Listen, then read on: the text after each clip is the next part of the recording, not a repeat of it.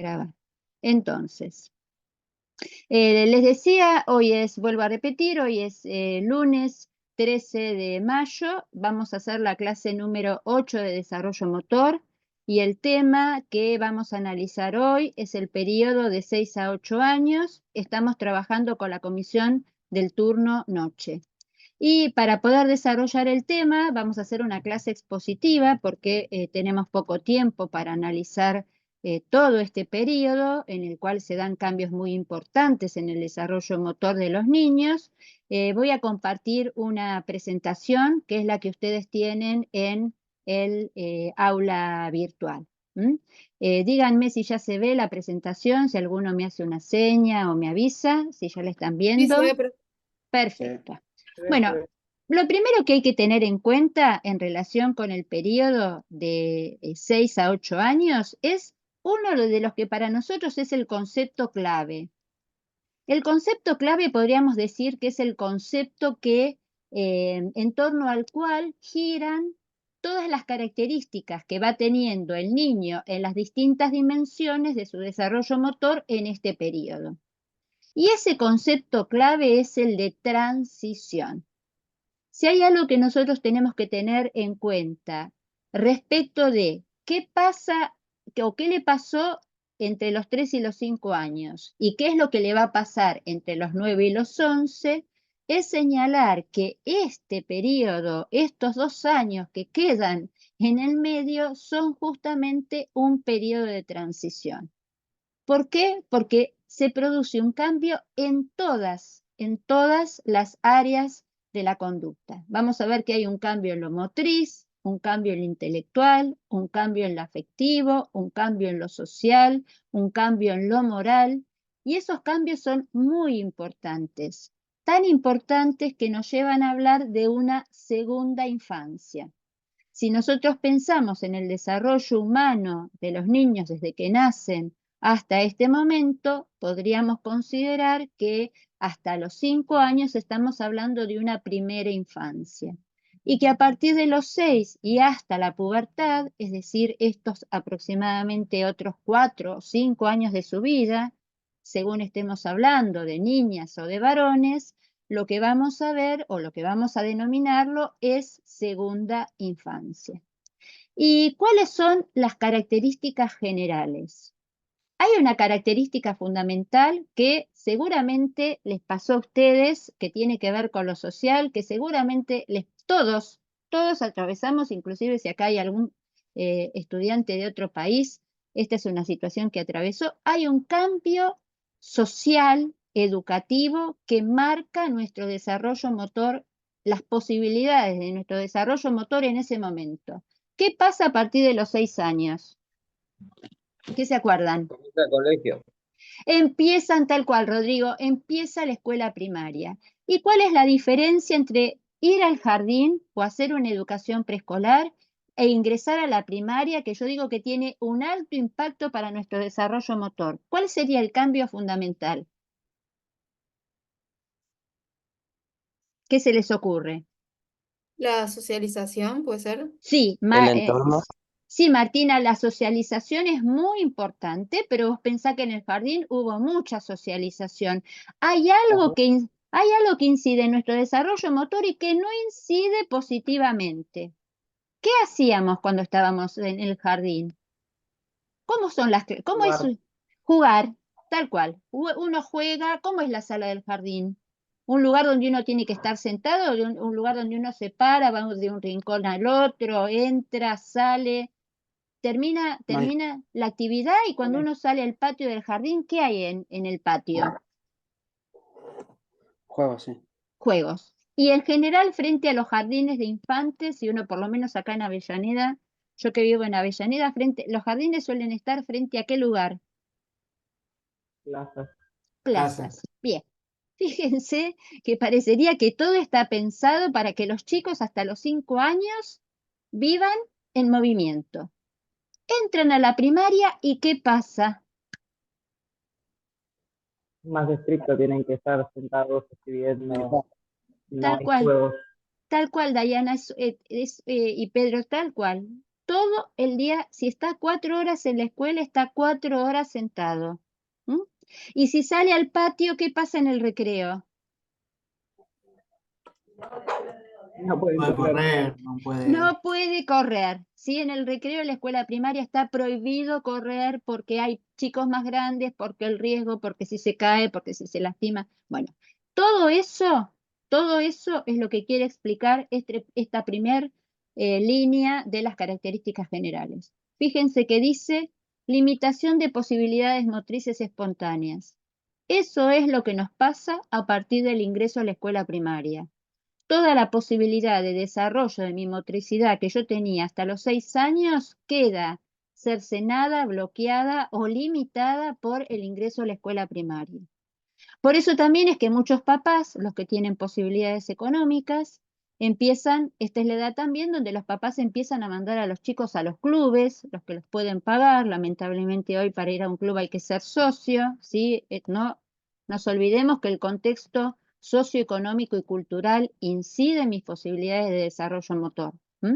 Y que a veces puede ser que en distintos municipios haya ofertas de gestión estatal gratuitas, pero que también para llevarlos, a veces los papás tienen que viajar, tener tiempo. Entonces, concretamente lo que empieza a pasar es que los chicos tienen limitada su motricidad. Porque además, aún los que cursen 4 horas, cuando vuelven a la casa, ¿qué me manda la escuela primaria para hacer en casa? La tarea. Bien, aparece la famosa tarea, ¿sí? Horas recortando palabras, buscando figuritas, completando el manual. Entonces, todo eso es lo que me empieza a pasar. Entonces, hay una contradicción respecto de cómo está organizada la educación a mis necesidades de desarrollo motor.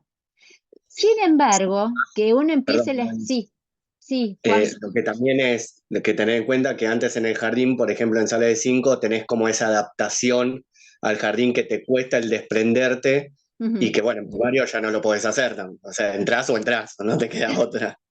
Tal cual, no hay adaptación.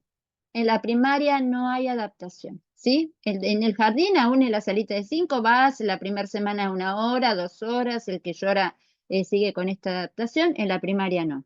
4 horas y listo, ¿sí? O te adaptaste o te adaptaste. Pero, contrariamente a eso que me propone el sistema educativo, no es que a mí me toca ni ping de un momento para el otro empiezo a controlar mi motricidad y me banco estar 4 horas sentado en el aula. Por eso también es que las maestras en general no quieren tener un primer grado, porque ¿qué les pasa a los chicos? Siguen teniendo la segunda frase, vivacidad e inquietud en la motricidad.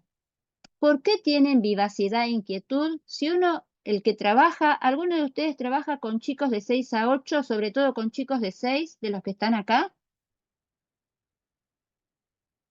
¿Alguno de ustedes trabaja en el club, en la colonia, en el comedor, en algún lado? Yo trabajo en Racing.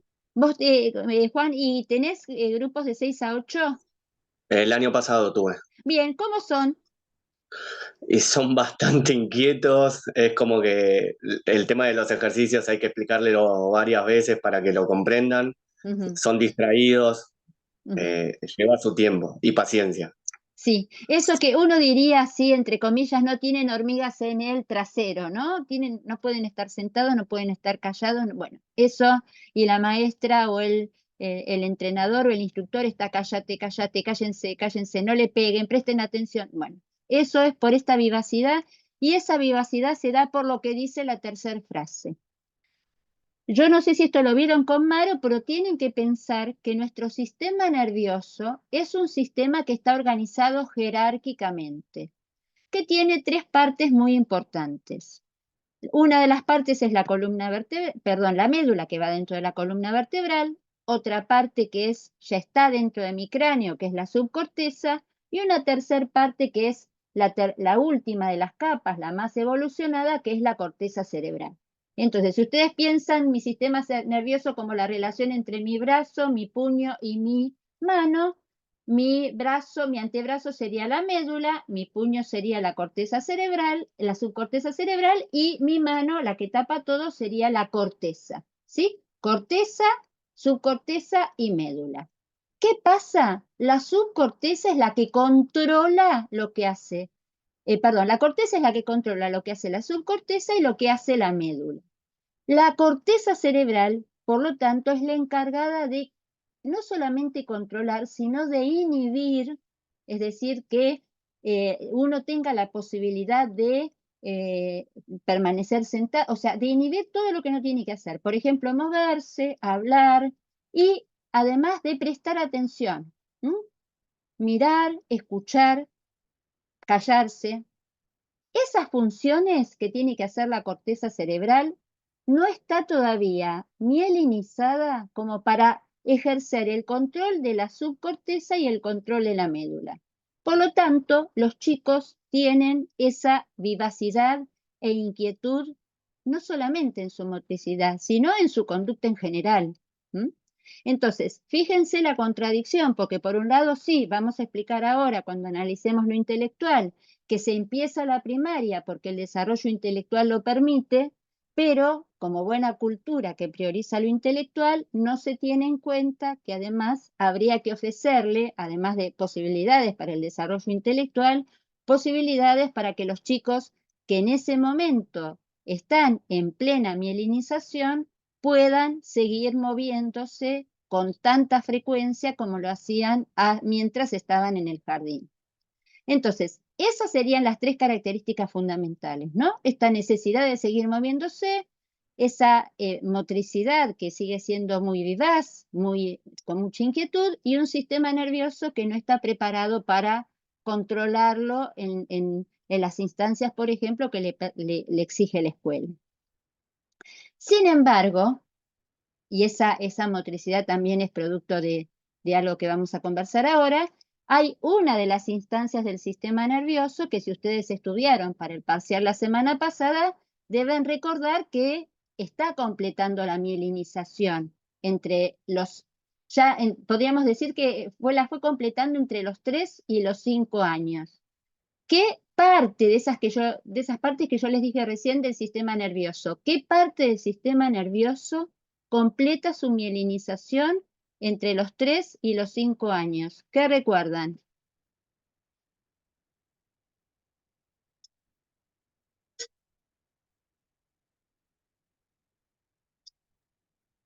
¿Me repite la pregunta, por favor? Va de nuevo. Cuando ustedes vieron maduración, cuando vimos maduración, hablamos de la mielinización. ¿Todos recuerdan qué era la mielinización? ¿Alguien escribió algo ahí en el chat? A ver qué puso. Las extremidades, dice Santiago. Tiene que ver con parte del sistema nervioso. Bueno, vamos a hacer un repaso, porque si justamente, me fui para atrás. Justamente si no aparece porque no lo recuerdan. Nuestro sistema nervioso va madurando desde que nacemos hasta, en realidad podríamos decir que completa la maduración alrededor de la pubertad. Sin embargo, no se termina de mielinizar nunca porque cada nueva neurona que va generando mi sistema nervioso necesita mielinizarse. ¿Todos recuerdan qué es la mielinización?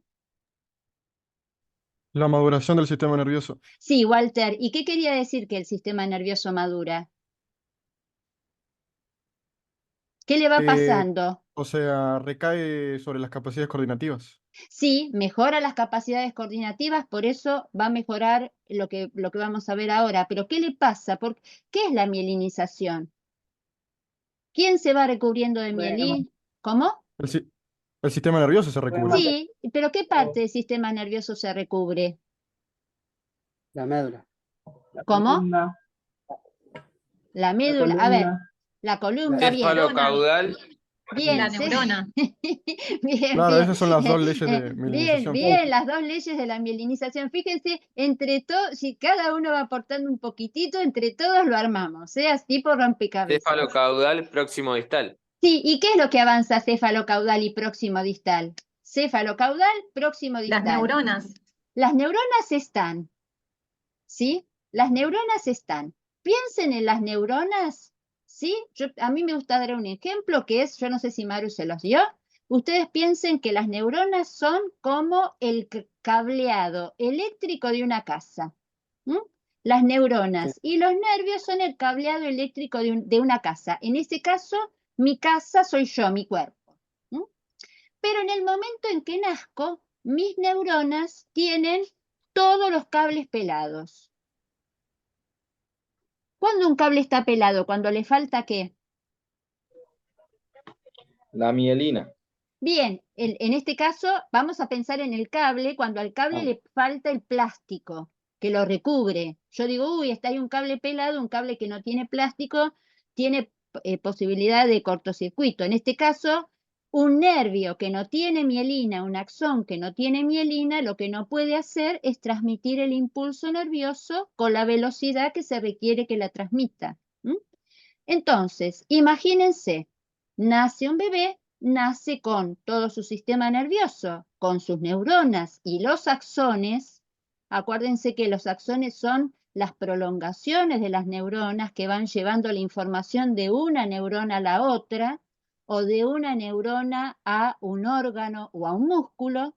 Entonces, en el momento que nacemos, todo nuestro sistema nervioso tiene todos los axones sin mielina. Es decir, nosotros tenemos todos nuestros cables pelados. Y la mielinización consiste precisamente en eso, cómo progresivamente y por estas leyes que ustedes me acaban de recordar, que son la cefalocaudal y la próximo-distal, esa es la progresión en la cual mis axones, es decir, los nervios, las terminaciones de mis neuronas, se van recubriendo de mielina. Pero ese proceso que se va de arriba hacia abajo y del centro a la periferia, también se va dando no solamente en la médula, sino en las otras dos estructuras que yo les mencioné recién del sistema nervioso. Se mielinizan las estructuras de la subcorteza, que ya están adentro de mi cabeza, ¿sí? Piensen que la subcorteza es como si es la zona que está, como si yo hiciese un corte de mi cabeza a la altura de las orejas y yo abriese mi cráneo. Todo lo que se ve a la altura de mis orejas adentro de mi cráneo y de mi cerebro es lo que se llama la subcorteza. Y todo lo que está justo por debajo de mi cráneo y que recubre es la corteza. Bien, entre los 3 y los 5, la que se fue completando la mielinización es la subcorteza. Y justamente la subcorteza es la que permite que yo controle todas las habilidades que implican el dominio de mi cuerpo o las que nosotros llamamos las habilidades generales. Filogenética. Sí, filogenéticas, tal cual. ¿Cuáles son las filogenéticas? Que alguien lo trajo, me encanta. Me encanta este repaso. ¿Cuáles son las filogenéticas? Heredadas De los animales. Heredadas de los animales. Por ejemplo, ¿cuáles? Caminar, saltar. Bien, muy bien. Todas las que son de locomoción están heredadas de los animales. Reptar, trepar, todas, saltar, heredadas de los animales. ¿Y qué otras? Que también heredamos de los animales. Las que tienen que ver con la no locomoción, con los cambios de posición, sentado, parado, acostado, y inclusive en posiciones de equilibrio, y todas las que tienen que ver con movimientos segmentarios, por ejemplo, extender, flexionar, rotar, distintas partes del cuerpo. En cambio, ¿cuáles son las ontogenéticas? Son las que adquirimos, profe. Son las que adquirimos, ¿sí? Pero las filogenéticas también las adquirimos, porque cuando nacemos, acuérdense que todas las habilidades son adquiridas. Todas adquiridas quiere decir aprendidas. Todas las habilidades son aprendidas porque cuando nacemos no traemos ninguna habilidad, solo traemos respuestas reflejas. Entonces las habilidades se van adquiriendo a medida que nos vamos mielinizando. Y las primeras que aprendemos son las filogenéticas relacionadas con la locomoción y la no locomoción.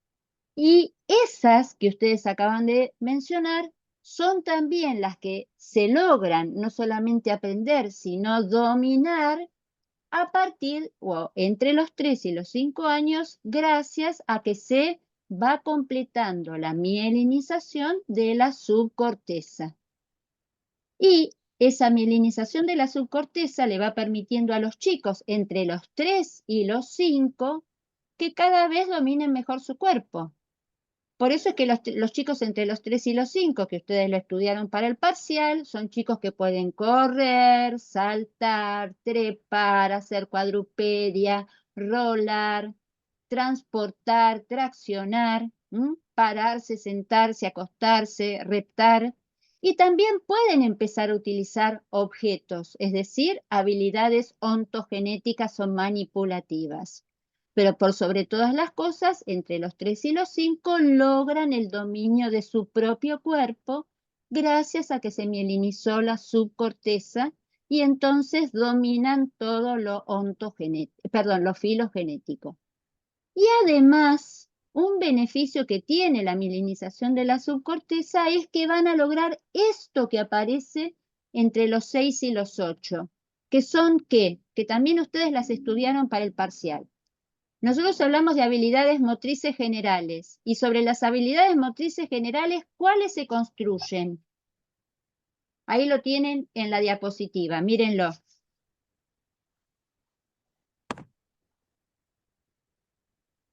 Habilidades motrices específicas. Antes de las específicas, las que están en azul. Combinadas.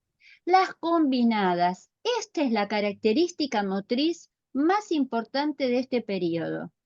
Sobre el dominio de mis habilidades filogenéticas y gracias a la mielinización de la subcorteza, los chicos van a lograr unir 2 o más habilidades. Y esa posibilidad de unir quiere decir poder hacer sin pararse una habilidad a continuación de la otra. Ejemplo, tengo 5 años, estoy terminando el jardín. Vengo corriendo, encuentro un tronco o encuentro un cordón de la vereda, lo salto y sigo corriendo sin parar. Antes de esa edad, yo vengo corriendo, me encuentro un obstáculo, sea una soga, sea un cordón, sea un tronco, sea lo que sea, me tengo que parar, saltarlo y luego seguir corriendo. Esa posibilidad de hacer 2 o más habilidades, una a continuación de la otra, sin tener que pararme entre una y la otra, es lo que se llama combinar las habilidades.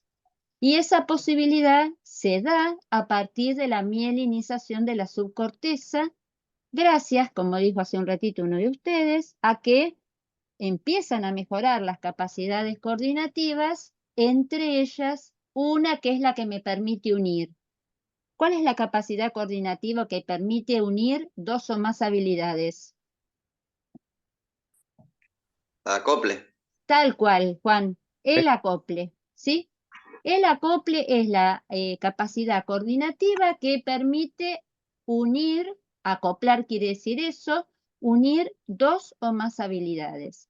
Entonces, desde lo motriz, vayan fijando esto, conceptos clave en cada una de las dimensiones de mi conducta. Desde lo motriz, lo más importante de 6 a 8 es esta capacidad de unir habilidades. Y hay 2 aspectos que son muy importantes. El primero es que para unir las habilidades, me voy a adelantar un poquitito, después vuelvo para atrás, para unir las habilidades al mismo tiempo que, supónganse que llega un pibe al club o una nena al club y yo estoy enseñando un deporte. A ver, ¿qué deporte quieren enseñar? Pensemos juntos. A ver, ¿qué deporte les gustaría enseñar? Son instructores de una escuelita. ¿De qué escuelita de qué? Elijan un deporte. De fútbol. Bien, Juan. Yo soy instructora o vos sos instructor de una escuelita de fútbol. Llega un chico o una nena de 6 años, ¿sí? ¿Qué le enseñás?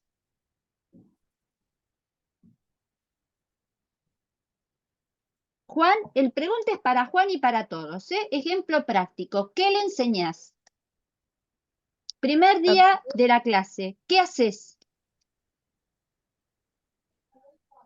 Primero lo que hago es que se presente con los compañeros, que trate de sociabilizar Bien, y después empiezo a explicarle los ejercicios, lo que vamos a trabajar, ujú, le voy dándole los ejemplos de los ejercicios y después los voy corrigiendo a medida que los van haciendo. bien. ¿Y qué ejercicios le enseñás? Juan y todos, ¿eh? No le estamos tomando examen a Juan. Estamos aprovechando la experiencia de Juan para explicar el tema. Así que si Juan puede decir, puede equivocarse, Juan y los demás. ¿Qué está bien? Le explicaste, ¿sí? ¿Y qué ejercicio le diste?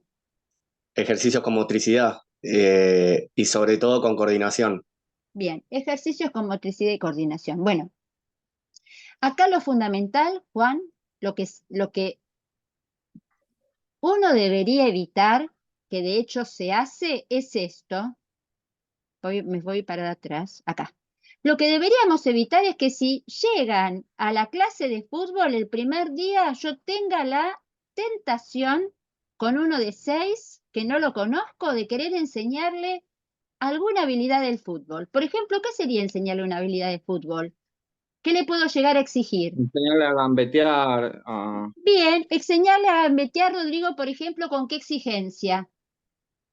qué sé yo, esquivar conos, no sé, en zigzag con la pelota a una velocidad determinada, Bien, alguna velocidad y- específica bien, completa. Rodrigo, ¿y te gusta, por ejemplo, para hacérsela más difícil, usando solamente el borde interno del pie, te gusta? ¿Eh? Claro, por eso no es imposible. Sí, Bueno, o la pierna inhábil. sí, hagámosela bien, bien difícil, así no vuelve, ¿sí? Se va con un nivel de Claro. frustración Profe, terrible. Sí, profe, alguien profe, dijo una que... consulta. A esa edad aprenden jugando, además. A esa edad aprenden jugando. Bien, bien. Fíjense, o sea que bien, estamos, desarrollo motor está haciendo algo por todos. Bueno, acá lo que yo quiero plantear es que sería un error que alguien que recibe un niño en el club, sea de fútbol, sea de básquet, sea de lo que sea, el primer día le quiere enseñar, porque está en una clase de una escuela deportiva, una habilidad específica deportiva. ¿Sí? Si en lugar de pensar en el fútbol, pensamos, por ejemplo, en el básquetbol, sería un error que el primer día yo le quiera enseñar a un chico, como viene a básquetbol, una entrada en bandeja, ¿sí? O un lanzamiento a pie firme de básquetbol, o un pase de pecho. Vino a básquetbol, entonces tiene que pasar la pelota de pecho, ¿sí? Cuando en realidad lo que yo necesito como instructor o entrenador, antes de enseñarle esto que está aquí arriba, que son las habilidades específicas del deporte, primero es ver cómo ejecuta a quiénes, a las habilidades motrices generales.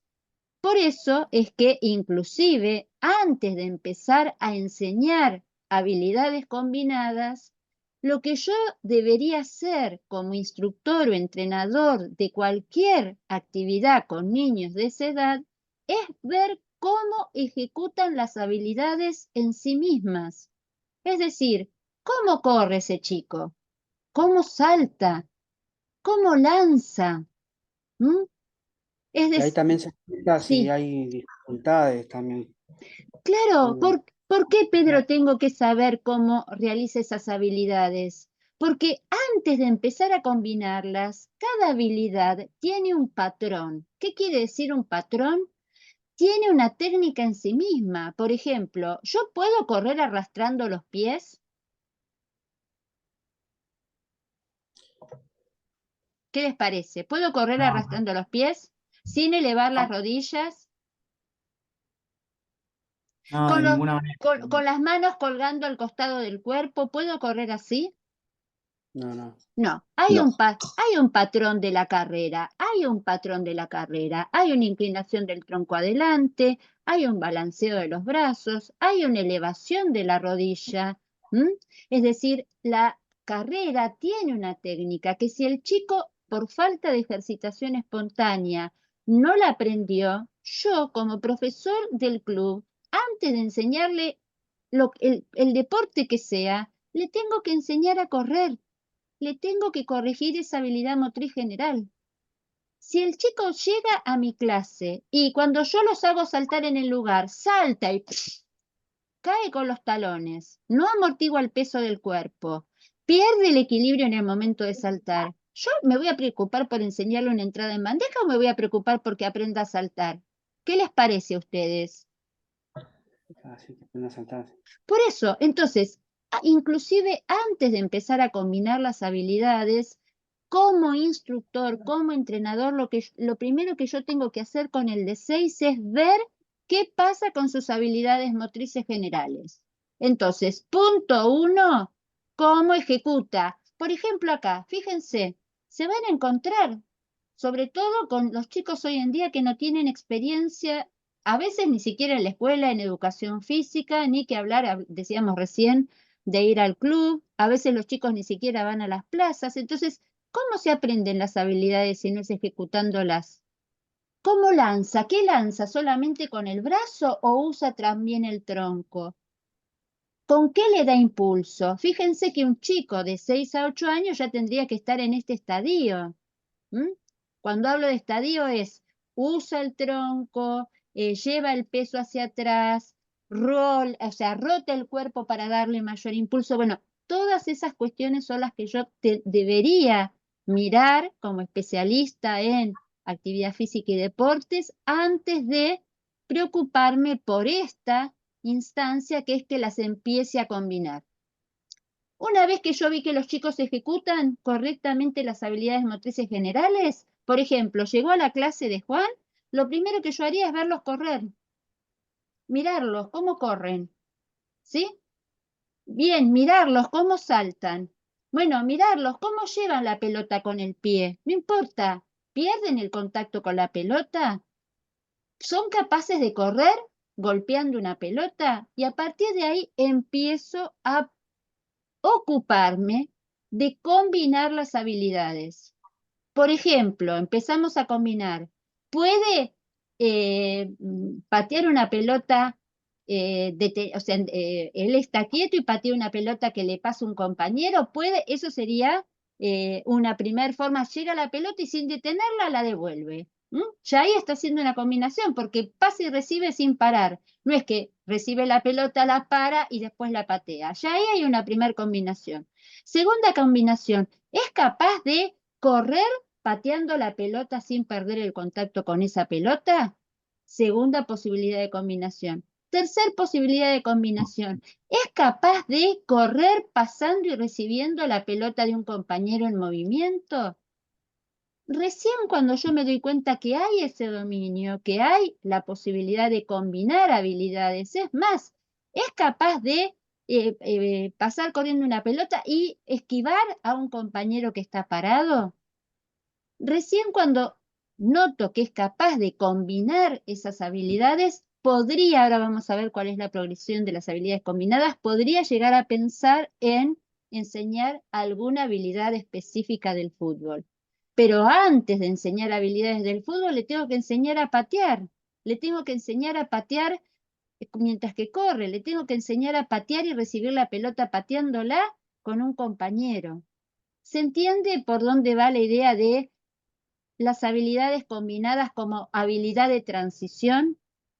Yo no debería enseñar ninguna habilidad específica de ningún deporte si previamente no compruebo que los chicos son capaces de ejecutar las habilidades correctamente solas, luego que son capaces de combinar esas habilidades con otras, en distintas situaciones, solos, con compañeros, con los distintos objetos, para recién empezar a pensar que ese chico está en condiciones de aprender lo específico de un deporte.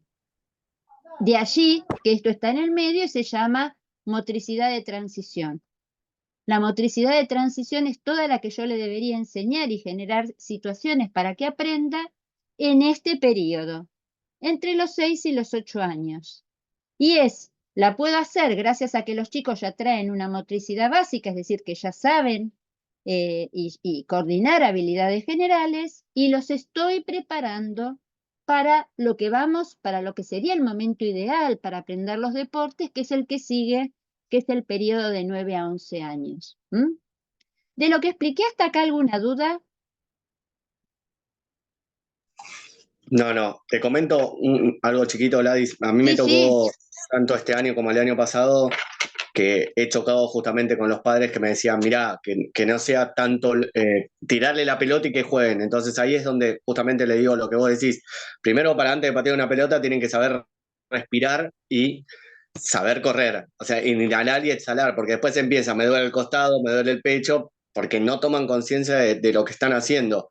Y hoy en día hay problemas que yo veo, el tema de una flexión de brazos, los abdominales, no lo saben hacer, pero porque tampoco los enseñan en el colegio. O sea, es como que les tiran la pelota y jugá, nada más, hacé, divertite, la probé, chao. Pero no toman conciencia de enseñarle a los chicos. Entonces vos ves las falencias esas que tienen y después lo mirás al padre y el padre te dice, sí, tenés razón. Y sí, sí, porque vos lo estás viendo. Sí, tengo razón, porque estoy estudiando actividad física y deporte. Por eso tengo razón. Sí, no voy a la universidad, además de que leo, en tu caso, Juan, me imagino que vos lees.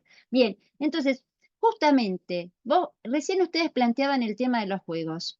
Por supuesto que los chicos también tienen que jugar, ¿sí? Pero la realidad es que no se aprende a correr jugando. Jugando se aprende a resolver situaciones, problemas. Jugando se aprende a respetar reglas, pero a correr se aprende corriendo. Así es una verdad de perogrullo, ¿sí? Entonces, lo que yo tengo no es que puedo reemplazar una cosa por otra, tengo que hacer todo. Tengo que primero revisar si sabe hacer las habilidades solas, segunda tengo que revisar si puede hacer las habilidades combinándolas, y tercero tengo que ver si además puede usar esas habilidades jugando. Y por supuesto que todas las actividades tengo que plantearlas de manera lúdica. Ahora, plantear una situación de manera lúdica no quiere decir que mi clase sea todo un juego. Una cosa es hacer una actividad jugada, una tarea jugada, que es lo ideal, que tenga un sentido, que tenga un juego. Y otra cosa es que toda la clase yo les tire la pelota y sea toda la clase mancha pelota, perseguimos al compañero con la pelota, sí, está bárbaro, hagamos todo lo que podamos jugados, pero que tenga también, mientras que van jugando, en todo caso que ellos jueguen y yo sea el que vaya corrigiendo y pare y diga, no, a ver todo el mundo, hacemos un minuto de, vamos a correr elevando las rodillas, vamos a correr, fíjense cómo llevan los brazos mientras que están corriendo. Vamos a hacer un juego de saltar, fíjense cómo saltamos y no hacemos ruido cuando caemos. A ver, hay un montón de estrategias que uno puede usar y que debería usar para ir corrigiendo la técnica de las habilidades. Y por supuesto que si uno va pensando en la progresión, la primera forma de combinar las habilidades son las más fáciles, que son en base a la carrera. ¿Sí? Las primeras cadenas que los chicos tendrían que aprender, o las primeras habilidades combinadas, son todas las que se dan sobre la base del correr. Correr y saltar, correr y girar, correr y pasar por debajo de, pasar por debajo de y salir corriendo. Todas las que son en base a la carrera y a las habilidades de locomoción son las más fáciles. ¿Cuándo se convierten en compuestas? Cuando combino muchas habilidades o cuando alguna de esas habilidades es manipulativa. Cuando aparece una habilidad manipulativa, por ejemplo, es mucho más fácil correr y saltar que inclusive caminar picando una pelota. Caminar picando una pelota es una habilidad compuesta, porque todo lo que sea manipulativo implica o requiere un compromiso perceptivo, un compromiso visomotor. Y además implica que tengo que controlarme a mí mismo, tengo que controlar mi propio cuerpo y además tengo que dominar un objeto. Esa es la dificultad de lo manipulativo. Por eso lo llamamos compuesto. Y lo llamamos complejo cuando a esa habilidad combinada le pongo un requisito táctico, un requisito de resolución de problemas. Por ejemplo, si yo les planteo a los chicos, ya sigamos con el ejemplo del fútbol, ¿sí? Una cadena simple sería correr esquivando conos, ¿sí? Esa es una cadena simple. Una cadena compuesta en fútbol sería correr pateando la pelota sin perder el contacto con la pelota, es decir, corro mientras que la voy pateando, ¿sí? No que vengo corriendo y la pateo, no, voy corriendo con dominio de la pelota. Eso sería compuesto. Y complejo sería, voy haciendo pase y recepción con mi compañero mientras que voy esquivando a compañeros que tratan de quitarnos la pelota. Un ejemplo típico de una cadena compleja es cuando jugamos un loco, ya sea un loco con la mano o un loco con el pie. Ahí tengo que ir pasando y recibiendo la pelota, y al mismo tiempo tengo que evitar que alguien me la quite. Cuando aparece una resolución de problemas de esa cadena, ya ese chico que es capaz de pasar y recibir la pelota con alguien que se la quiere quitar y no pierde el dominio de la pelota, a ese chico yo le puedo enseñar lo que ustedes quieran, porque además entendió la situación de ataque y defensa, entendió que en el fútbol y en cualquier deporte sociomotor se trata de evitar de que me quiten el objeto cuando estoy en ataque y se trata de recuperarlo cuando no lo tengo más. Entonces, cuando en cualquier escuelita deportiva o en cualquier situación los chicos pueden resolver una situación o una combinación o una cadena compleja, ya está. Le enseño lo que yo quiera. ¿Se entiende esta progresión? ¿Se entendió el ejemplo? Primero corre y esquiva los conos, después corre pateando la pelota sin perder el contacto y después corre y pasa la pelota con un compañero evitando que un tercero se la quite. Esto puede ser con el pie, puede ser con la mano, puede ser con un palo de escoba llevando una pelota de voleibol, ¿sí? Y entre dos se van pasando la pelota de voleibol con el palo y mientras que uno está en el medio con otro palo tratando de quitársela. Que alguien va a decir, eso es hockey. No, eso no es hockey, eso es jugar golpeando una pelota con un palo. Que eso lo voy a poder transferir al hockey, por supuesto, pero cuando yo lo estoy haciendo no estoy pensando en el hockey, estoy pensando cómo enriquezco el bagaje motor de esos chicos con múltiples cadenas motrices. ¿Hasta acá? ¿Cómo vamos? Bien, profe. ¿Vamos bien? Bueno, entonces, desde lo motriz, este es el aprendizaje. Mejoro las habilidades generales y las empiezo a combinar porque los estoy preparando porque de 9 en adelante, quizás antes, o sea, no es que está prohibido. Si yo en el club tengo un grupo de 7 años y los empecé a trabajar con cadenas simples, compuestas y complejas, y ya está, y todos dominan la pelota, pasan y reciben sin que un compañero se las quite, yo quizás ya puedo empezar a ponerle precisión técnica y decirles, bueno, ahora a ver quién puede esquivar los conos llevando con el lado interno del pie, quién puede recibir la pelota ahí, rechazarla con el borde externo del pie. O sea, yo después puedo empezar a ponerles técnicas, pero sería un error pedirle un ajuste técnico del dominio del propio pie si los chicos no son capaces de hacer estas, o de un dominio técnico del básquetbol o del voleibol si los chicos no son capaces previamente de hacer habilidades que están en las bases de esas técnicas deportivas. Bien, hasta acá entonces avanzamos con las características ahora de lo intelectual, ¿les parece? ¿Estamos?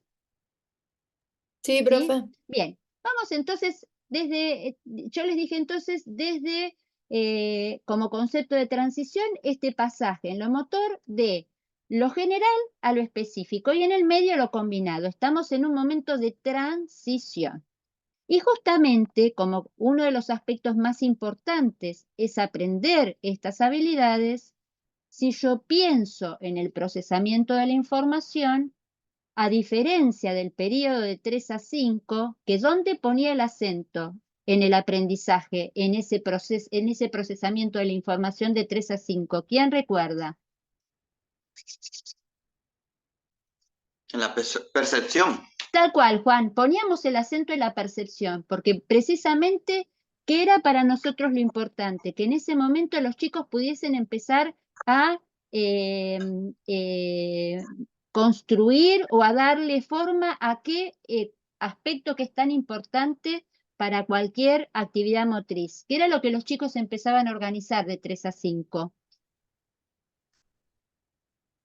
¿Qué recuerdan que vieron con Maru?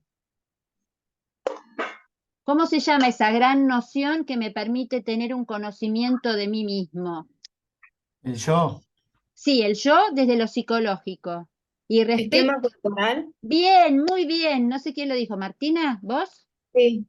Bien. Acuérdense que entre los 3 y los 5 años empiezo a organizar las nociones perceptivas.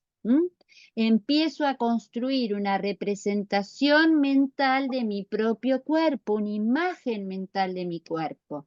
Y que empiezo a darme cuenta que mi cuerpo tiene partes, que ocupo un espacio, que vivo en un determinado tiempo, que me relaciono con otros. Bien, eso pasó de 3 a 5. Por eso decíamos que el acento estaba en la percepción. Recuerden que cuando hablamos de acento, estamos diciendo dónde pongo el foco. No quiere decir que un chico no perciba, o no decida, o no siga ejecutando, ¿sí? Todos los momentos de procesamiento de la información se dan siempre. Nosotros estamos pensando como futuros entrenadores o como entrenadores actuales, ¿qué es aquello que al chico le está generando mayor dificultad en ese momento? En este momento, de 6 a 8, el acento ya no lo voy a poner en la percepción, sino que lo voy a volver a poner en la ejecución. ¿Por qué? Porque la que está más sensible en ese momento precisamente es la capacidad de coordinar y como se está completando la mielinización, que ya hablamos antes, y empieza a dar esta posibilidad de combinar las habilidades. Entonces, de 6 a 8, por el aprendizaje de las habilidades motrices combinadas, nosotros vamos a poner el acento en la ejecución. ¿Sí? Para completar esta idea del aprendizaje o el acento de este periodo en lo coordinativo y en la motricidad. Pero, además, hay otro aspecto muy importante que se empieza a dar en este periodo, que es un aspecto al mismo tiempo intelectual y afectivo. ¿Qué pasaba con lo afectivo para los chicos, o qué característica afectiva tenían los chicos entre los 3 y los 5 años, que ya en realidad empezaba desde antes, empezaba al año y a los 2 años? Característica afectiva fundamental. ¿Cuál era? ¿Qué recuerdan? El ego. El ego. ¿Y el ego, qué le pasaba al ego? Porque el ego lo tenemos a lo largo de toda la vida, ¿eh? Si yo no tuviese ego, no estaría acá dando clase. Es más, con lo que cada uno de ustedes está acá interactuando conmigo, yo estoy interactuando con sus egos, ¿sí? Pero ¿qué característica tiene que se acentúa de 3 a 5 años ese ego? ¿Cómo lo llamábamos? Cuando ese ego es exacerbado. Egocentrismo. Tal cual. Previo a esta etapa, hasta los 6 años, los niños están desde lo afectivo en una etapa egocéntrica. Y que estén en una etapa egocéntrica incide tanto o influye tanto en lo intelectual como en lo afectivo. Un niño egocéntrico desde lo afectivo, ¿qué hace? ¿Qué le pasa a los niños egocéntricos? ¿O qué pasa mientras que un niño es egocéntrico? ¿Qué característica tiene? Egocéntrico. Cuesta compartir. ¿No? ¿Cómo? Les cuesta compartir. No puede compartir. Tal cual, un niño egocéntrico no puede compartir, porque es egocéntrico, ¿qué quiere decir? Egocéntrico. que está fijado en Entonces, quién, en ellos, en el centro. en él. Ellos son el centro, ellos son la referencia para todo lo que lo rodea. Recuerden que cuando uno está pensando en la característica del egocentrismo, una palabra que lo sintetiza es mío, yo y mío. Todo es para mí y yo soy el centro del universo. Esa característica afectiva también se traduce en lo intelectual. Los chicos, previo a los 6 años y entre los 2 y los 6, están en un periodo preoperatorio. ¿Qué quería decir el periodo preoperatorio? ¿Qué características de pensamiento tienen los chicos en esa etapa? ¿Qué recuerdan que fueron viendo con Maru?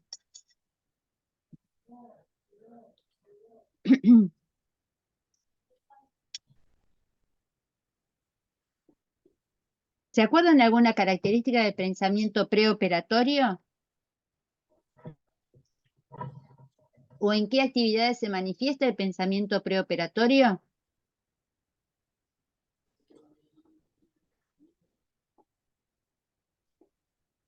La capacidad para simbolizar, puede ser. Tal cual, Martina, tal cual. El pensamiento preoperatorio usa como su herramienta los símbolos. Y además de los símbolos, es una forma de pensamiento que, como es egocéntrica, es deformante de la realidad. Es decir, el pensamiento preoperatorio no es un pensamiento lógico. Justamente como no es un pensamiento lógico, está centrado en sí mismo y se basa en los símbolos, es una forma de pensar subjetiva. Los chicos ven la realidad como ellos se la imaginan. Y por eso, ustedes deben haber leído, si estudiaron para el parcial, que características del pensamiento preoperatorio son, por ejemplo, el animismo o el artificialismo, ¿sí? Cuando los chicos dotan de vida a los objetos y se golpean con una silla y le pegan, mala la silla me pegó, como pensando que la silla tiene vida, o si ven fenómenos de la naturaleza dicen, las nubes lloran porque llueve, o el sol se fue a dormir. Por ejemplo, ahora el sol se fue a dormir. Y las nubes no lloran y el sol no se fue a dormir. Pero los chicos interpretan la realidad desde o a partir de la forma en la cual ellos la viven. Entonces, ellos duermen, ellos lloran y entonces creen que la realidad se maneja de la misma forma o tiene o significa la realidad a partir de las cosas que a ellos les pasan, porque justamente deforman la realidad a partir de su yo. Y esa forma de pensar desde el yo, además de ser una forma egocéntrica, es una forma de pensar ilógica, no es racional, no es lógica. Por eso se dice que es preoperatoria. Y es simbólica. ¿Es importante esa etapa? Sí, es muy importante, porque los chicos entre los 3 y los 5 aprenden a manejar símbolos, aprenden a hablar, aprenden a dibujar, aprenden a desarrollar su afectividad y a comunicarse con otros, pero todavía centrados en ellos. El gran logro que va a empezar a tener a partir de los 6 a 7 años, Piaget, que es a quien nosotros seguimos, plantea que esto más que a los 6 se da a los 7, por eso, por ejemplo, en países que siguen a rajatabla la teoría piagetiana, los chicos no entran a la escuela a los 6. En los países que siguen a Piaget, los chicos entran a la escuela a los 7 cuando ya dominan el pensamiento operatorio concreto. ¿Y qué características tiene el pensamiento operatorio concreto? Es un pensamiento que es posible gracias a un proceso que se da en paralelo desde lo afectivo. Gracias a que los chicos pueden empezar a abandonar el egocentrismo, es decir, abandonar lo contrario de ser egocéntrico, el concepto contrario al egocentrismo es la descentración. Entonces, pensemos lo afectivo. Lo afectivo es, de 3 a 5 es egocéntrico. Lo contrario, de 6 a 8 es, comienza la descentración. ¿Qué quiere decir que comienza la descentración? Sale o deja de considerarse el centro. Y esa posibilidad de dejar de considerarse el centro es al mismo tiempo posible porque lo hace desde lo afectivo y también lo hace desde lo intelectual. ¿Por qué desde lo intelectual? Porque desde lo intelectual, en lugar de ver la realidad como él la percibe, empieza a ser capaz de salir de su punto de vista, ponerse en el punto de vista del otro y volver a como él es capaz de ver las cosas. Entonces, hay dos procesos que van a hacer posible las operaciones o la posibilidad de mi pensamiento de convertirse en un pensamiento lógico y racional concreto, que es, por un lado, la descentración y por otro lado, lo que se llama la reversibilidad. ¿Ustedes tienen alguna campera reversible? ¿Alguien tiene una campera reversible? ¿O alguna prenda que sea reversible? ¿O sabe lo que es una prenda reversible? Así Sí, sí, que la puedes usar de los lados. ¿Cómo, Pedro? La puedes usar de los dos lados. Tal cual. Eso es una campera reversible. Bueno, un pensamiento reversible es un pensamiento que se puede poner, no se puede usar de los dos lados, que se puede poner en los dos lados. ¿Saben cuáles son los dos lados? El mío y el del otro. Eso es un pensamiento reversible. Puedo ver las cosas como las veo yo y mi psiquismo, mi pensamiento empieza a hacer un esfuerzo también para empezar a ver las cosas desde otra perspectiva. Y esa posibilidad de descentrarse y de ser reversible es lo que le va a permitir a mi pensamiento ser más móvil, ser más lógico, empezar a tener cierta racionalidad. Y eso me va a beneficiar para pensar, para sentir y para relacionarme con los otros. Primero vamos a verlo para pensar. Les pregunto, ¿vieron algo del aula virtual? ¿Alguno vio la clase en el aula virtual? ¿Los videos que subimos al aula virtual? ¿No? Bien. Las vamos a ver ahora. Ahora voy a poner en pausa el video, nuestro video, porque si no después YouTube no me lo deja subir. Y lo que yo les voy a mostrar ahora son las herramientas que empieza a tener el pensamiento de cualquier sujeto a partir de los 6 a los 8 años, que son lo que se llaman las operaciones concretas. ¿Qué les voy a mostrar ahora? 3 operaciones concretas, que son la clasificación, que es lo primero que se aprende a hacer, la seriación, que es lo segundo que se aprende a hacer, y lo tercero que es la conservación. Antes de mostrarle el video, vamos a pensar en ejemplos de situaciones que ustedes, por ejemplo, empezaron a hacer cuando entraron en la escuela primaria. El primer día que entraron a la primaria, ¿qué les dijo la maestra cuando se tenían que formar? Acá formen una hilera de... ¿Qué? De menor a mayor. Antes de menor a Varones. mayor. ¿Una hilera de qué? De varones y una de mujeres. Bien. ¿Qué les hizo hacer? ¿Cuál de esas operaciones que están ahí les hizo hacer?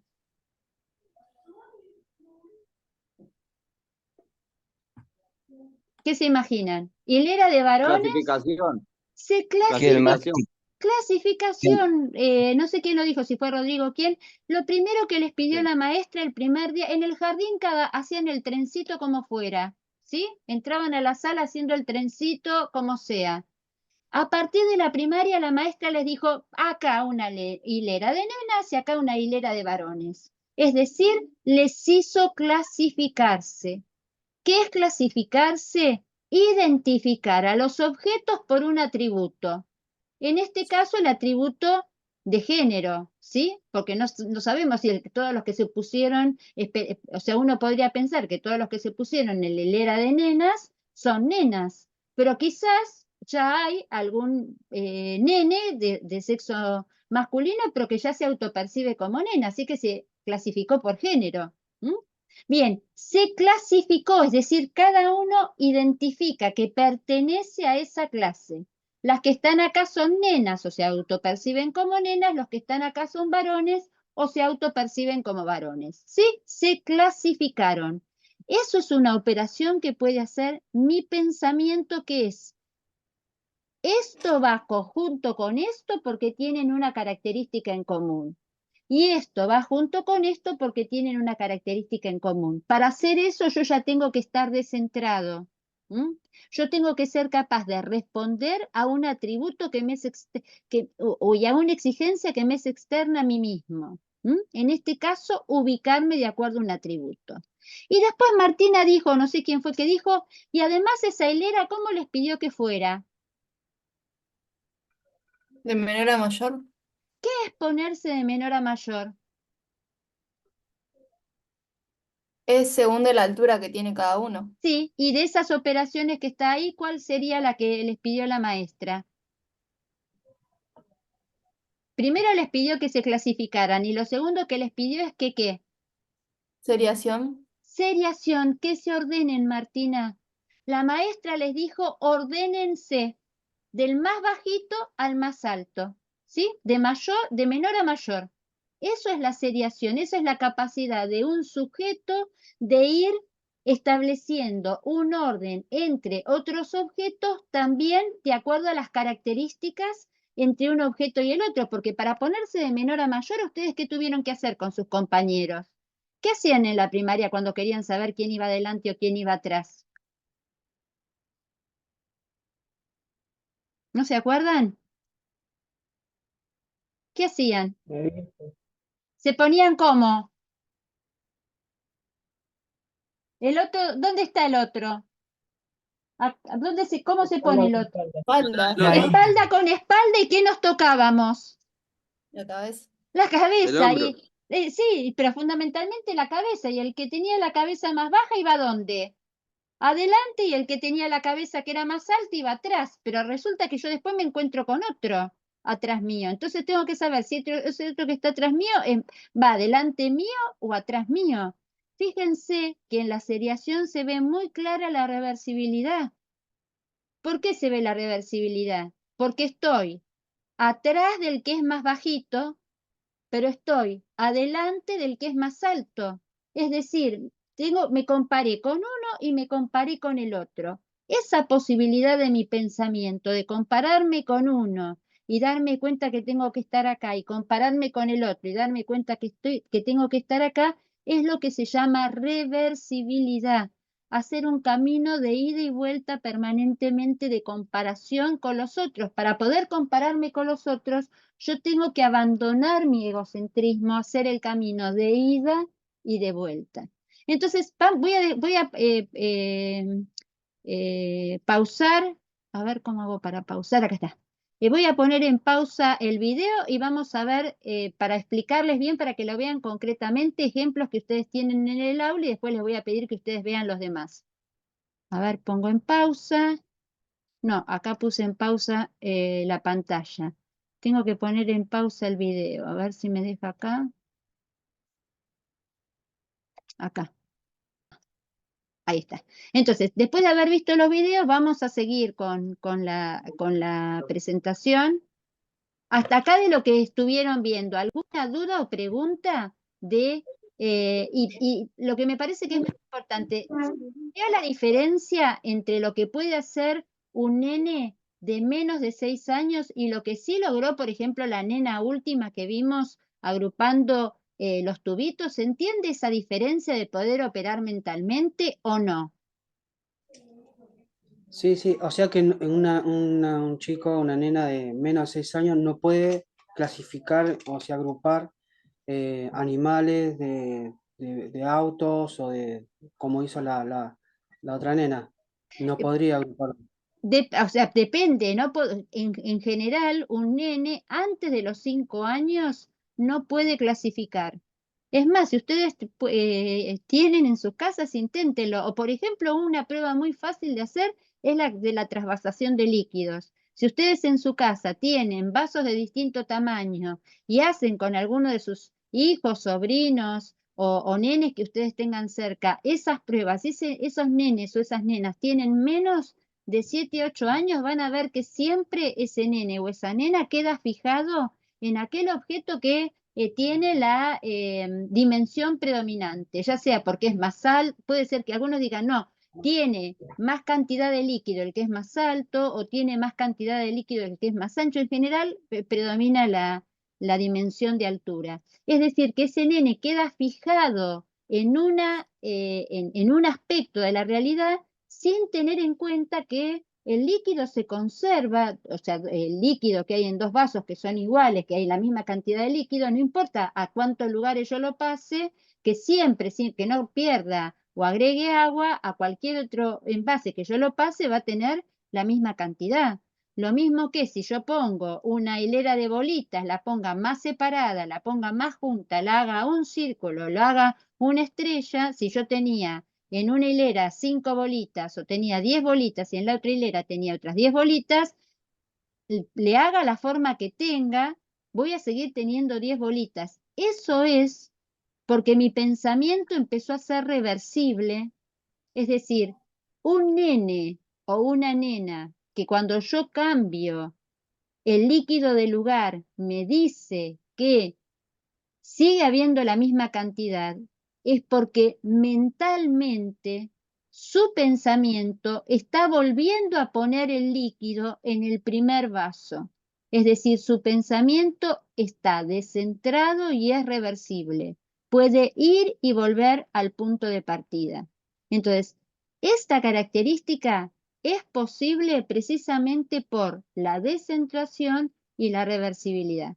Y estas operaciones concretas, si hay algo de lo que se encarga la escuela, el jardín de infantes nos enseñó o nos humanizó a partir de los símbolos. Por eso en el jardín de infantes uno dramatiza, juega, dibuja y se vincula con los otros y aprende el lenguaje. El jardín de infantes es la instancia educativa para sumergirnos en una cultura simbólica humana y aprender a usar los símbolos. Si hay algo que nos enseña la escuela primaria es a usar las operaciones concretas. Todo lo que hacemos, por ejemplo, desde la matemática en la escuela primaria es ejercitar todas las operaciones matemáticas están basadas en estas 3 operaciones concretas. Y además, otro aspecto que es central y que va de la mano de las operaciones concretas, de la descentración y de la reversibilidad, es este aspecto que es central para quienes trabajamos en el campo de la actividad física y del deporte y enseñamos o queremos enseñar deportes. ¿Cuál es quizás una de las mayores dificultades o una de las mayores condicionantes para que los chicos puedan aprender un deporte? ¿En qué se basan todos los deportes? ¿Qué es lo que rige todos los deportes? O cada deporte. Las reglas. Las reglas, Juan, las reglas. ¿Y qué pasa con un nene entre los 3 y los 5 años? ¿Puede respetar las reglas de un deporte? No. No puede respetar las reglas de un deporte. A veces ni siquiera puede respetar las reglas simples de un juego. ¿Qué pasa cuando queremos jugar a la mancha con un nene, con un grupo de nenes entre 3 y 5 años?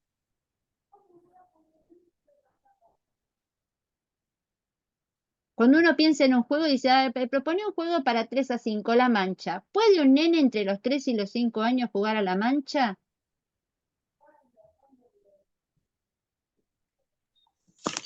Como poder puede jugar, porque ellos son de correr, son muy activos, o sea, y se viven haciendo el juego. Sí, pero ¿qué pasa con la mancha? ¿Cómo se juega la mancha? No miden la fuerza. ¿Cómo? No mide la... No No es miden la fuerza. el problema no es la fuerza. ¿Cómo se juega la mancha? Corremos todos, ¿sí? Corremos todos. ¿Quién es la mancha? ¿Quién es la mancha? Uno es la mancha y tiene que Bien. tocar al otro para que se pierda. Bien, Dayana, uno es la mancha y tiene que tocar al otro. Tienen entre 3 y 5, salen todos corriendo. ¿Quién es la mancha? Y puede ser el profesor. Bien, lo dijiste, el profesor, porque si pones a un nene, corren todos y si hay algo que nadie sabe es quién es la mancha. ¿Sí? Primer punto. Segundo, la gran mayoría, ¿qué va a querer hacer con la mancha? ¿Se va a escapar o va a querer qué? Que lo atrapen. Que lo atrape. ¿Por qué, Pedro? ¿Quién es el importante en la mancha? La mancha. Tal cual. Entonces, si alguien es egocéntrico, ¿qué va a querer hacer de la mancha? ¿Alejarse o dejarse tocar? ¿Qué les parece? Dejarse tocar. Dejarse tocar, ese es el gran problema de jugar. Primero, no saben quién es la mancha porque están todos corriendo y a menos que le pongas una identificación y hayas repetido 28 millones de veces que no vale dejarse tocar y hayas dejado quizás al lado tuyo diciéndole el que se deja tocar no juega más y lo hayas repetido no sé cuántas veces, quizás después de mucho tiempo con un grupo de 5 años puedas jugar a la mancha. Pero hasta que esa situación se dé, que se da más por condicionamiento que por comprensión, la realidad es que los nenes entre los 3 y los 5 son egocéntricos y quieren ser los protagonistas. Por eso, ¿qué tipo de juego se hace entre los 3 y los 5 que ustedes vieron con Maru? ¿Cómo lo llamábamos a los juegos de 3 y 5?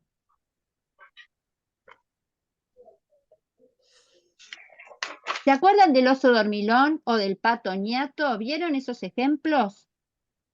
¿Los alcanzaron a ver? Sí, el del pato ñato. El del pato ñato, ¿cómo es el juego del pato ñato? Juego específico para el jardín, de 3 a 5 años. Juego en ronda, todos sentados. ¿Quién es el protagonista? El ñato, ¿no? Uno, que le va tocando la cabeza a todos y cuando le toca la cabeza a alguien, ese alguien, ¿qué hace? ¿Se corren uno a quién? Al otro, sí. Uno a uno, hasta que se llega a sentar en ese lugar. Entonces, la norma es, no me puedo parar hasta que me tocan la cabeza, y cuando me tocan la cabeza me siento en el lugar de el que le toqué la cabeza, ¿sí? Y yo tengo que correr al que me tocó la cabeza. Uno a uno. ¿Qué pasa en general? Todos están ansiosos porque los toquen y no va a ser más ni la primera ni la última vez que se pare y a uno, aunque no lo haya tocado, se ponga a correr.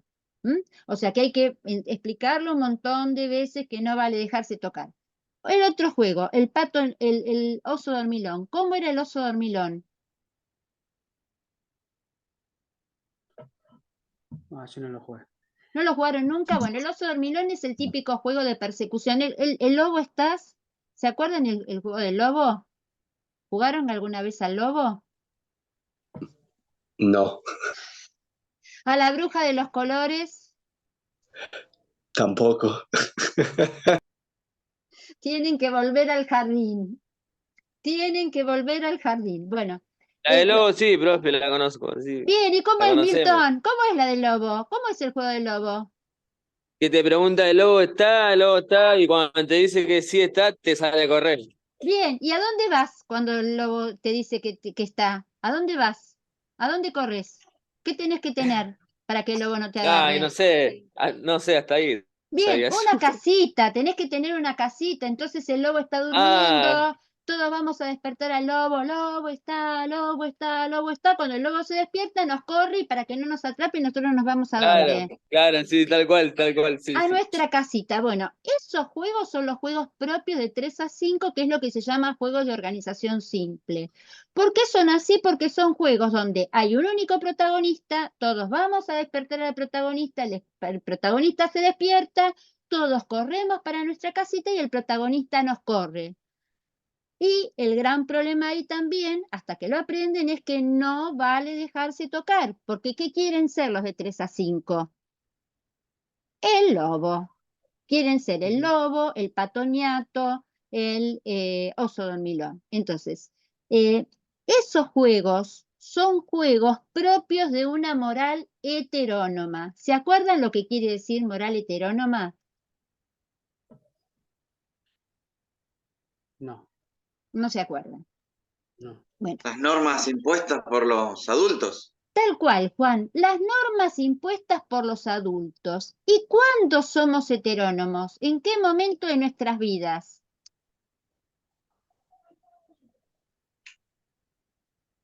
¿Desde cuándo hasta cuándo? Algunos toda su vida son heterónomos, ¿eh? Ni las leyes les entran, pero bueno, teóricamente y evolutivamente, ¿cuándo uno es un ser heterónomo? ¿Mis padres? ¿Cuándo es que? Padres. ¿Cómo? Mis padres. La heteronomía es propia del egocentrismo. Alguien que es egocéntrico, ¿qué quiere? ¿Hacer qué? ¿Qué quieren los nenes entre los 3 y los 5? Hacer lo que ellos quieren. Va, es más, desde que está en la sillita de comer, a los 8 meses, el nene tiene la cuchara con la papilla y ¿qué hace? La revolea, ¿sí? La mamá le da la comida y ¿qué hace? Le escupe. El hermanito tiene un chiche y ¿qué hace? Lo muerde, le tira del pelo para sacárselo. ¿Cómo es que alguien aprende el no y aprende lo que se puede hacer y lo que no se puede hacer? ¿Cómo es que como seres humanos no nos respetamos? Porque ya desde ese momento, cuando éramos egocéntricos, los adultos, los papás, los hermanos más grandes, los abuelos nos dijeron no, no se pega, no se muerde, no se escupe, no se meten los dedos en el enchufe. Es decir, aprendimos tanto las normas de convivencia como los peligros, es decir, las normas impuestas por los adultos. A ese periodo donde lo único que queremos hacer es lo que nosotros queremos y los demás nos dicen lo que no podemos hacer, se llama heteronomía, es decir, es toda la etapa en la cual el límite, la norma, el no, me lo pone el otro. Entonces va la pregunta del millón. Si yo estoy en una etapa donde el límite, la norma y la imposición me la impone el otro porque soy egocéntrico, ¿yo puedo jugar con otros, formando un grupo con otros? ¿Qué les parece? No. No puedo. Justamente, ¿por qué antes de los 6, 7 años no se pueden enseñar los deportes? Porque los chicos no juegan con otros, juegan en paralelo, pero no juegan con otros, no interactúan en grupo, no pueden respetar las normas comunes y no lo pueden hacer porque son egocéntricos, porque no se pueden poner en el lugar del otro. El egocentrismo, en el egocentrismo estoy centrado en mí. Entonces, en ese momento, hasta los 6 años, desde el año hasta los 6 años, respeto las normas por un respeto unilateral. Respeto la norma porque me lo impone la maestra, porque me lo impone el entrenador en el club, pero no porque yo entienda que la norma es necesaria para estar con otros. En cambio, a partir de los 6 años, gracias a esos dos procesos que les vengo diciendo desde que empezamos a hablar de la inteligencia, que son, por un lado, la descentración, es decir, se abandona el egocentrismo, y por otro lado, la reversibilidad, puedo hacer esta evolución de la moral y esta evolución fundamental para la humanidad, que es dejar de ser el centro del universo y entender que no le tengo que hacer a los demás lo que no quiero que me hagan. Máxima universal de Kant. Actúa de manera tal que tu accionar se convierta en norma universal. Es decir, traducido al criollo, no hagas lo que no querés que te hagan. ¿Cómo? ¿Cómo? Aunque hay grandes que todavía no lo entienden. No lo entienden, sí, en este momento tenemos varios ejemplos de eso, ¿no? Bien, no me voy a poner, no me quiero amargar la tarde. Entonces, sí, hay mucha gente que todavía sigue siendo heterónoma o egocéntrica. Eso es lo fundamental. Por eso yo les decía, es un proceso que se da de la mano de lo afectivo, lo intelectual y lo social. Abandonar el egocentrismo, descentrarme y tener un pensamiento reversible es el que me hace decir, no le digo boba a mi hermana, boba, porque mi hermana, hago yo y alter ego, Gladys no le dice boba a Mónica, porque Mónica, me pongo en el lugar de mi hermana, me dice tarada. Entonces, no te digo boba porque vos me decís, no te pego, ¿sí? Descentración mental, no te pego porque vos me podés, ¿qué? Pegar. Entonces, cuando vamos a jugar, entiendo que no te tengo que sacar la pelota de la mano, ni te tengo que pegar para sacarte la pelota, porque la regla dice, primero, que no se puede, y además, porque si no, vos también me la podés sacar a mí. Ese proceso en el que yo hago ese clic afectivo, intelectual y social es lo que se llama la transición entre la moral heterónoma hacia la moral autónoma. Y ese proceso de descentración, ¿saben qué me permite? Internalizar el no. Y ya no necesitar al entrenador que me diga, no le pegues, no se lo saques, no lo insultes, no. ¿Mm? Y vamos a ver, o van a ver con Maru a partir de la próxima clase, cómo de los 9 años en adelante se va afianzando esa internalización de la norma, de manera tal que esto después les va a permitir a los chicos jugar solos. ¿Mm? O que estemos en el club y que ellos mismos sean los guardianes del reglamento. Ellos mismos, si vos no lo viste, vengan a decirte a partir de los 9, che, profe, no le cobraste, corrió con la pelota en la mano, tocó la pelota dentro del área, no, está corriendo con la pelota por afuera de la cancha. Bien, ese que viene y me reclama eso, ese ya es un sujeto autónomo, alguien que internalizó la norma y se dio cuenta de su importancia para jugar. Y como se nos está acabando el tiempo, hay 2 cuestiones más que quiero plantear y lo demás lo leen y lo ven con Maru en la próxima. A ver que avancemos acá. Lo otro que me interesa que veamos, acá está, esto, es que este proceso de descentración, de reversibilidad, me va a permitir algo fundamental para el tipo de deportes que van a poder empezar a iniciarse los chicos, o la iniciación deportiva a partir de los 9 años, que es la posibilidad de jugar con otros. Y entonces ya no participar de juegos de organización simple donde uno los corre a todos, los corre a todos o uno, ya sea en forma grupal o uno a uno, sino donde los chicos puedan empezar a formar bandos. ¿Qué es formar bandos? Por ejemplo, el juego tradicional que ustedes se deben acordarlo. Ese sí, me imagino que lo jugaron en la primaria. ¿Cuál es el juego por bandos que se juega en la primaria? Poliladron. ¡Aleluya! Bien, bien, ese lo jugaron. El poliladron es el típico juego por bandos que se puede jugar, o cuando alguien es capaz de jugar al poliladron está demostrando que está en la transición hacia la autonomía. Porque para jugar al poliladron, primero, hay un momento donde soy ¿qué?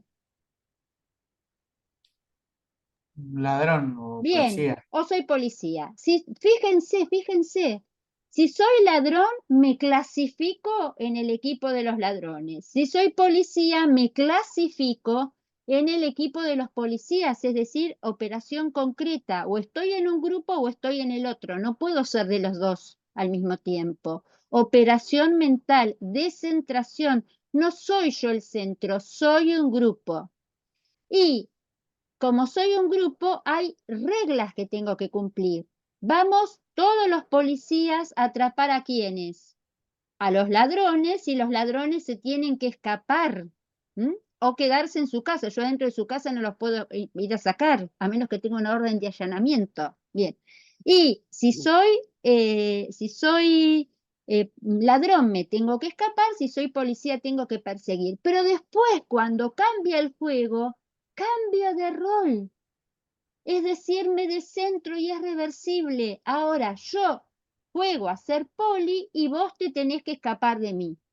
Fíjense cómo todo eso es posible gracias a cómo mi pensamiento, o sea que no solamente las operaciones concretas me permiten resolver sumas y restas en el aula, sino que también las operaciones concretas y la descentración afectiva y la reversibilidad me permite empezar a aprender reglas, empezar a formar bandos, me va a permitir hacer la iniciación a los deportes sociomotores.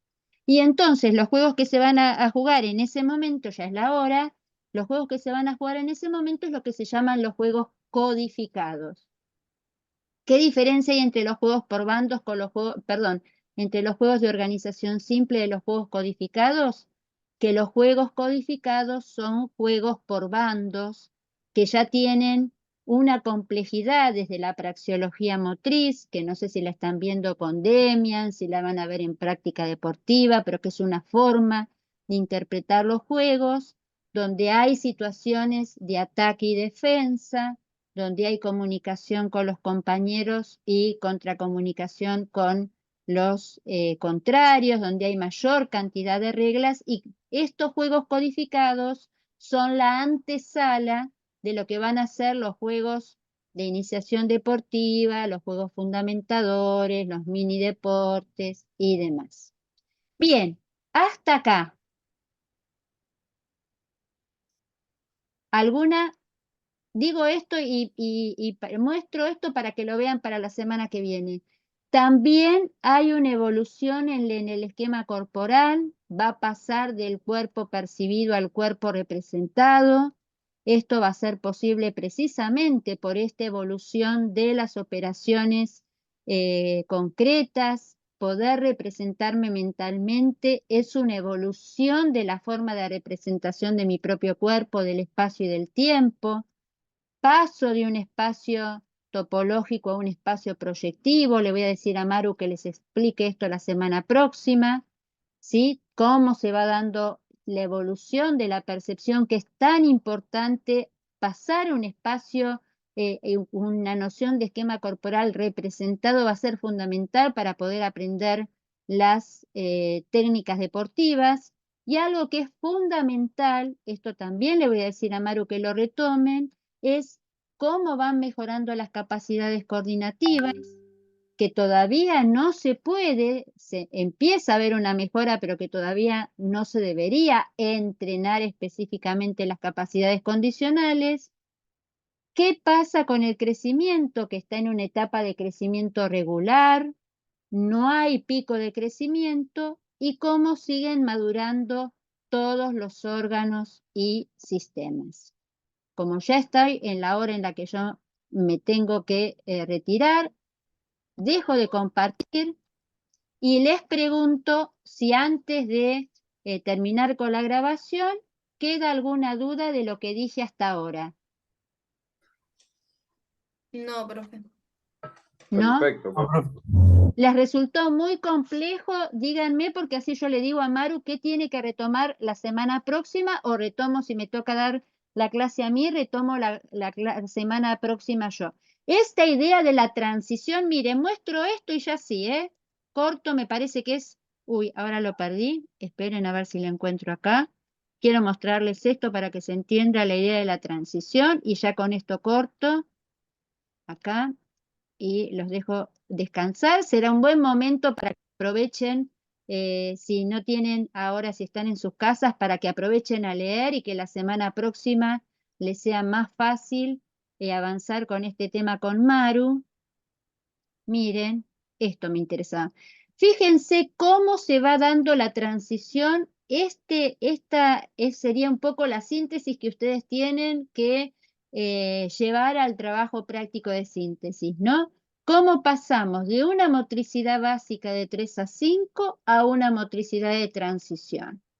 ¿Cómo pasamos del acento en la percepción del procesamiento de la información a el acento en la ejecución? cómo gracias a la posibilidad del acople pasamos de las habilidades motrices generales a las cadenas o habilidades motrices combinadas. Cómo pasamos de una etapa egocéntrica propia de 3 a 5 a una descentración, es decir, poder salir de considerarme el centro de todo. Cómo paso de una moral heterónoma impuesta por los otros a una transición hacia la moral autónoma. Acuérdense que transición estamos diciendo se inicia, no es que ya sea autónomo, está descentrándose y está empezando a entender la importancia de las reglas y de las normas. Y desde la inteligencia, cómo se pasa de un pensamiento preoperatorio y se accede a las primeras operaciones concretas gracias a la reversibilidad. Y respecto del tipo de juego, cómo se pasa de un juego de organización simple, de un juego de persecución individual, a un juego codificado por bandos, por equipos, con reglas, con otra organización de roles que se dividen. Y de una concepción o de una forma de imagen mental solamente percibida a una representación de mi cuerpo cada vez más cercana a lo que voy a necesitar para el momento en que quiera aprender reglas y sobre todo el aprendizaje de las técnicas deportivas. Dejo de compartir lo que les por favor, que es una preocupación de Maru y es una preocupación de todas las profesoras que estamos en esta materia, es que estudien, que lean y que miren los videos que tienen en el aula. Fíjense que son siempre videos cortos que les ayudan a graficar y a entender lo que a veces con Maru, yo o Cecilia nos cuesta un montón explicar para que ustedes comprendan y se represente lo que estamos diciendo. Miramos un video y hay un ejemplo más claro de la forma en la cual los chicos se vinculan, juegan o piensan. Bien, ¿dudas? Dejo de grabar.